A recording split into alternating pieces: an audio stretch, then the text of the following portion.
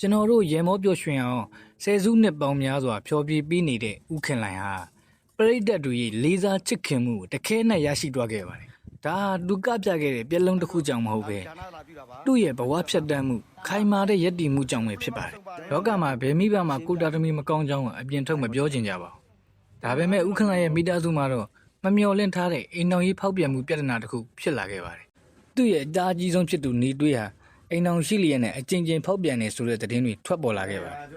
။အဲ့ဒီချိန်မှာလူများစောင့်ကြည့်နေကြတာကဖခင်ဖြစ်သူဥခင်လိုင်ဘလို့တုံ့ပြန်မလဲဆိုတာကိုပါပဲ။အများစုကတော့ကိုတာသမီမို့လို့ဖုံးဖိပေးမယ်ဒါမှမဟုတ်တိတ်တိတ်ဆိတ်ဆိတ်ဖြစ်ရှင်းမယ်လို့ထင်ခဲ့ကြပါတယ်။ဒါပေမဲ့ဥခင်လိုင်ကတော့အားလုံးကိုအားတင့်နေခဲ့ပါတယ်။သူဟာတားဖြစ်သူနေတွေးကိုတားအဖြစ်မှအမွေပြည့်ဆွန့်လို့ကြောင်းသတင်းစာကနဲ့တရားဝင်ကြေညာခဲ့ပါတယ်။ဒါဟာတားတယောက်ကိုမချစ်လို့မဟုတ်ပါဘူး။မှားယွင်းတဲ့လောက်ရတဲ့ခုကိုမိဘဖြစ်သူကအားပေးအားမြောက်မလုပ်တဲ့အပြင်မှားရင်မှားတဲ့အလျောက်တာဝန်ယူရမယ်ဆိုတာကိုလက်တွေ့ပြသလိုက်တာပဲဖြစ်ပါတယ်။ဒီဖြစ်ရမှာလေးစားရဆုံးအချက်ကတော့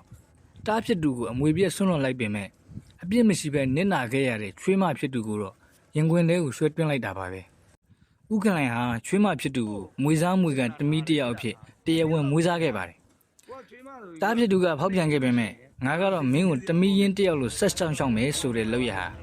ဘလောက်တောင်မြင့်မြတ်တဲ့စိတ်ထက်လဲဆိုတာစဉ်းစားကြည့်အောင်နဲ့သိနိုင်ပါတယ်။ဥက္ကလိုင်ပြောခဲ့တဲ့စကားလေးတစ်ခုရှိပါတယ်။ငါတားမို့လို့ငါချစ်တာပေါ့။မမှန်ကန်တာကိုတော့လက်မခံနိုင်ဘူးတဲ့။ဒီစကားဟာဒီနေ့ခေတ်လူဖွဲ့စည်းမှာအရန်ကိုအဖိုးတန်တဲ့စကားလေးတစ်ခုဖြစ်ပါတယ်။တွေးတာထက်တစ္ဆာတရားကိုတန်ဖိုးထားတဲ့ဥက္ကလိုင်မျက်နှာလိုက်မှုထက်တရားမျှတမှုကိုရွေးချယ်ခဲ့တဲ့ဥက္ကလိုင်ဟာဒီနေ့ခေတ်မှာတော့တကယ့်ကိုလေးစားအားကြရတဲ့ဖခင်ကြီးတူဖြစ်ပါတယ်။အမှုပညာမှာတည်းမဟုတ်ပဲဘဝမှာပါစံပြလူကြီးလူကောင်းတယောက်အဖြစ်ရည်တည်နေတဲ့ဥခင်လိုင်ကိုကျွန်တော်တို့အားလုံး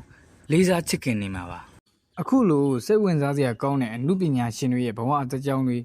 ဘ ഹു တုတဖြစ်ဖွယ်အကြောင်းအရာတွေကိုအများအားတင်ဆက်ပေးနေမှာဖြစ်လို့ကျွန်တော်ရဲ့ channel ကို subscribe လုပ်ဖို့မမေ့ပါနဲ့ဦးခင်ဗျာဒီဗီဒီယိုလေးကိုကြိုက်နေတတ်တယ်ဆိုရင်လည်း like and share လေးနဲ့အားပေးခဲ့ကြပါဦးနောက်ထပ်ဗီဒီယိုတွေမှာပြန်လည်ဆုံတွေ့ပါမယ်အားလုံးပဲကိုယ်စိတ်နှပြကျန်းမာချမ်းသာကြပါစေခင်ဗျာ